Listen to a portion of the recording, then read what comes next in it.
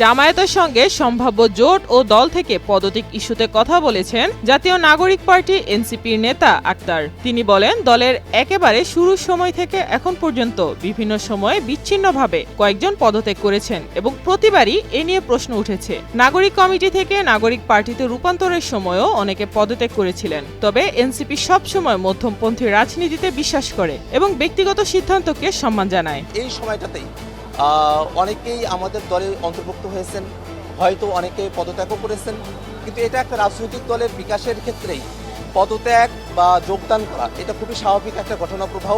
আক্তার বলেন, অতীতেও কিছু পদত্যাগ ঘিরে যে আশঙ্কা প্রকাশ করা হয়েছিল, বাস্তবে তা প্রমাণিত হয়নি। সঠিক রাজনৈতিক চর্চার মাধ্যমে এনসিপি যে কোনো সংকট মোকাবেলা করে বাংলাদেশকে নেতৃত্ব দিতে সক্ষম হবে। তিনি জানান, আসন্ন নির্বাচনই দলের শেষ গন্তব্য নয়, ভবিষ্যতে আরও সংকট আসবে, সেখানেও জনগণের পক্ষে নেতৃত্ব দেওয়ার প্রস্তুতি রয়েছে এনসিপির।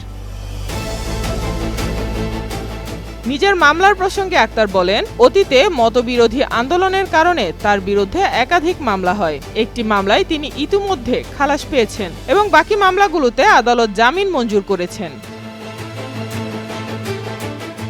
এনসিপি নেতা অভিযোগ করেন, বিগত ফ্যাসিবাদী শাসনামলে বিরোধী রাজনীতি ও সাধারণ মানুষের বিরুদ্ধে অসংখ্য ভুয়া ও হয়রানিমূলক মামলা দেওয়া হয়েছিল, যা এখনও নিষ্পত্তি হয়নি। এসব মামলা দ্রুত নিষ্পত্তির জন্য সরকারকে বিশেষ টিম গঠনেরও আহ্বান জানান তিনি। সাইমা আক্তার, নয়াদিগন্ত।